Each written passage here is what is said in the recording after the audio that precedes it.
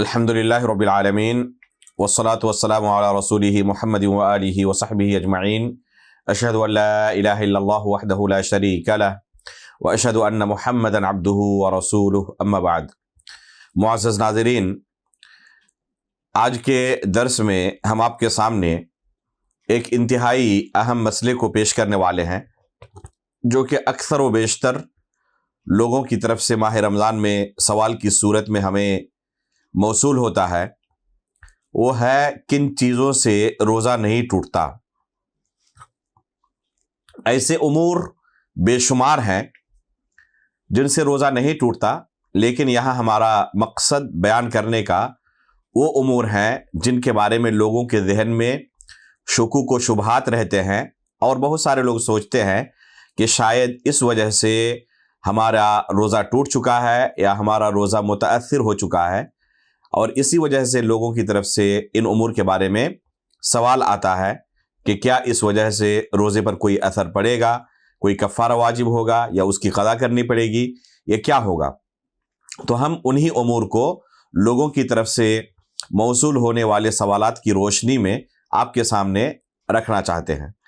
सबसे पहली चीज़ जिससे रोज़ा नहीं टूटता और लोगों के जहन में उस ताल्लुक़ से शक व शुबहा रहता है, वो है कि अगर कोई शख्स रात को जुनबी हो जाए इह्तिलाम की वजह से या अपनी बीवी के साथ मुबाशरत और जिमा की वजह से मनी का खुरूज हो जाए और वो शख्स गुस्ल ना कर सके रात को, यहाँ तक कि सुबह सादिक हो जाए, फजर की अदान हो जाए, अब बाद में अगर वो शख्स गुस्ल करे तो क्या उसका रोज़ा दुरुस्त है या इससे रोज़ा टूट जाता है। जवाब यह है कि इससे रोज़ा नहीं टूटता, इससे रोज़े पर कोई असर नहीं पड़ता। अल्लाह के रसूल सल्लल्लाहु अलैहि वसल्लम के मुताल्लिक़ उम्मुल मोमिनीन आयशा रज़ियल्लाहु ताला अन्हा फरमाती है कि अल्लाह के रसूल सल्लल्लाहु अलैहि वसल्लम फजर के वक्त अपनी बीवियों से जमा करने की वजह से जुनबी रहते और गुस्ल ना किए होते, यहाँ तक कि फजर तुलू हो जाता और अल्लाह के रसूल सल्लल्लाहु अलैहि वसल्लम तुलूए फजर के बाद गुस्ल करते और फिर नमाज पढ़ते थे। ये हदीस इस बात की दलील है कि अगर कोई शख्स रात को जुनबी हो जाए और तुलूए फजर के बाद गुस्ल करे तो उससे रोज़े पर कोई फ़र्क नहीं पड़ता। यहीं से एक दूसरा मसला भी हमें मालूम हुआ कि अगर कोई शख्स दिन में गुस्ल करे तो इस वजह से रोज़े पर कोई असर नहीं पड़ता। गरचे रगड़ रगड़ कर गुस्ल करे, बहुत ज़्यादा देर तक गुस्ल करता रहे, फिर भी रोज़े की सेहत पर इससे कोई फ़र्क नहीं पड़ता है, रोज़ा उसका दुरुस्त है। गुस्ल की तरह ही तेल लगाने की वजह से, खुशबू लगाने की वजह से रोज़े पर कोई असर नहीं पड़ता। इसी तरह इत्र और दूसरे तमाम जो बॉडी लोशन होते हैं, इन चीज़ों के लगाने की वजह से रोज़े पर कोई असर नहीं पड़ता, क्योंकि ये खाने और पीने के हुक्म में नहीं है, ये मैदे तक नहीं पहुंचती और इंसान इन चीज़ों को खाता पीता नहीं है। इस वजह से इन चीज़ों की वजह से रोज़े की सेहत पर कोई असर नहीं पड़ता। इसी तरीके से अगर कोई शख्स अपनी बीवी के साथ बोसो किनार करे तो इसमें कोई हर्ज नहीं है, जायज़ है ये। गरचे राजिह कौल के मुताबिक इस वजह से मनी का या मज़ी का खुरूज हो जाए, फिर भी राजिह कौल के मुताबिक रोज़े की सेहत पर कोई असर नहीं पड़ता, और इस मसले को हम एक दूसरे दर्स में तफसील के साथ बयान कर चुके हैं। शेख अलबानी रहमहुल्लाह ने इसे तफसील के साथ बयान किया है और यही राजिह करार दिया है कि इससे रोज़ा नहीं टूटता। लेकिन एक इंसान को इससे परहेज़ करना चाहिए अगर उसे अपने नफ्स पर कंट्रोल नहीं है और डर है कि कहीं जमा में मुब्तला ना हो जाए, क्योंकि जमा की सूरत में रोज़ा भी टूट जाएगा और कफ़ारा भी सख्त किस्म का उस पर वाजिब हो जाएगा। इस वजह से अगर उसे अपने नफ्स पर कंट्रोल नहीं है तो उसे चाहिए कि इन कामों से दूर रहे ताकि वो रोज़ा अपना फासिद ना कर बैठे।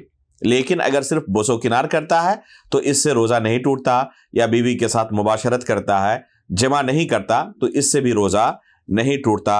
अल्लाह के रसूल सल्लल्लाहु अलैहि वसल्लम अपनी अज़वाज मुतहरात के साथ बोसो किनार करते थे, لیکن اس وجہ سے آپ کے روزے پر کوئی فرق نہیں پڑتا۔ ام المؤمنین عائشہ رضی اللہ تعالی عنہ فرماتی ہیں کان رسول اللہ صلی اللہ علیہ وسلم یقبلنی وهو صائم وانا صائمہ، کہ اللہ کے رسول صلی اللہ علیہ وسلم مجھ سے میرا بوسہ لیتے اور اللہ کے رسول روزے کی حالت میں ہوتے، میں بھی روزے کی حالت میں ہوتی تھی۔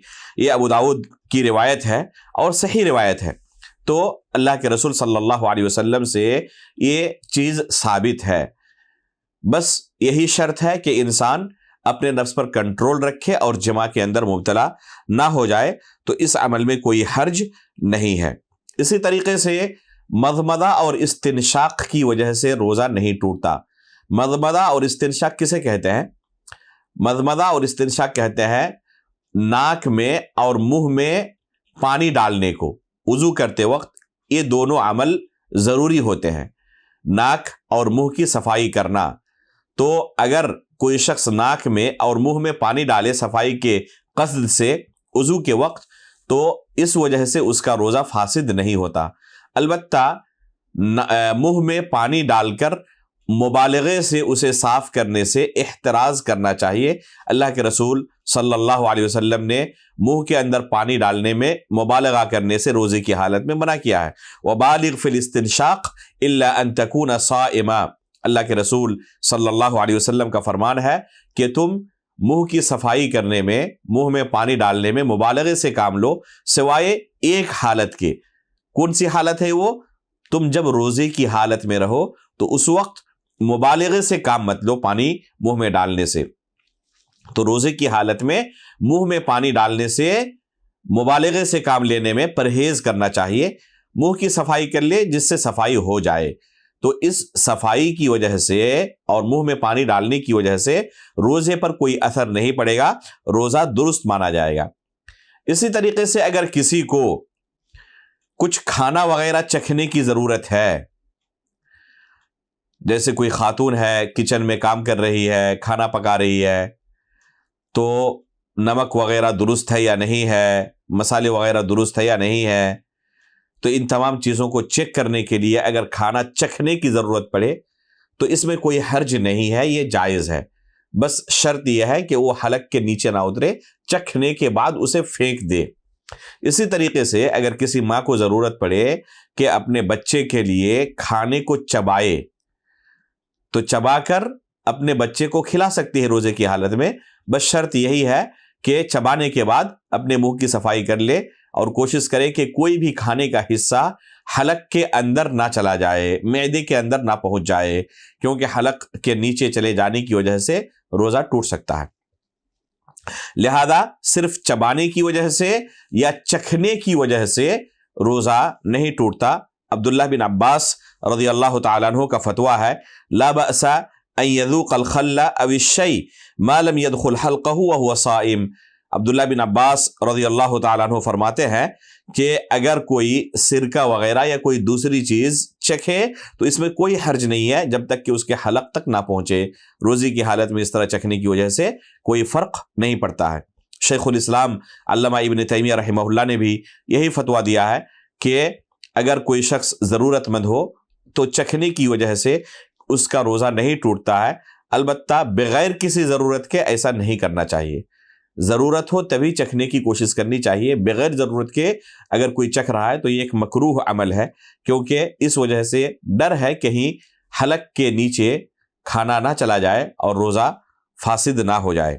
اسی طرح سے اگر کوئی شخص تھوک کو نگل لے یا منہ کے اندر جو دوسری چیزیں جمع ہو جاتی ہیں، چاہے ناک سے آ کر ہو یا دماغ سے آ کر ہو، ان چیزوں کے نگلنے کی وجہ سے روزہ نہیں ٹوٹتا ہے۔ اسی طریقے سے وہ چیزیں جن سے احتراز کرنا ممکن نہیں ہے، جیسے گرد و غبار ہے، وہ داخل ہوتے ہی رہتے ہیں اور یہ انتہائی باریک ہوتے ہیں، ان چیزوں سے پرہیز ممکن نہیں ہے۔ یا کھانے کے بعد جو زبان پر یا تالو یا دانت کے آس پاس ہلکی پھلکی چیزیں لگی رہتی ہیں جو عموماً بچنا جن سے ممکن نہیں ہوتا، مشکل ہوتا ہے، تو ان چیزوں کے پیٹ میں داخل ہو جانے کی وجہ سے روزے کی صحت پر فرق نہیں پڑتا۔ البتہ ایک انسان کو چاہیے کہ ان چیزوں سے پرہیز کرنے کی کوشش کرے، کھانا کھانے کے بعد اچھی طرح منہ کی صفائی کر لے تاکہ کسی چیز کے بعد میں روزے کی حالت میں منہ میں داخل ہونے کا خدشہ نہ رہے۔ لیکن پھر بھی اگر کوئی چیز لگی ہوئی رہ گئی اور بعد میں داخل ہو گئی تو اس سے انشاءاللہ کوئی فرق نہیں پڑتا، یہ کھانے کے حکم میں نہیں کہا جائے گا، اس سے چونکہ بچنا بڑا مشکل ہے، اس وجہ سے اتنا معفو عنہ ہے۔ یہ چند چیزیں آج آپ کے سامنے بیان کی گئی، اس کے علاوہ بھی اور بھی لوگوں کی طرف سے بے شمار چیزیں ہیں جن کے تعلق سے سوال آتا ہے اور لوگ پریشان رہتے ہیں کہ کیا ان چیزوں کی وجہ سے بھی روزہ ٹوٹ جاتا ہے یا روزہ نہیں ٹوٹتا۔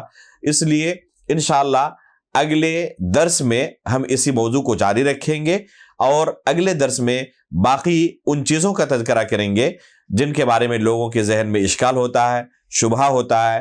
بعض لوگ سوچتے ہیں کہ شاید روزہ ٹوٹ گیا ہے، لیکن حقیقت میں روزہ ان چیزوں کی وجہ سے نہیں ٹوٹتا۔ اس لیے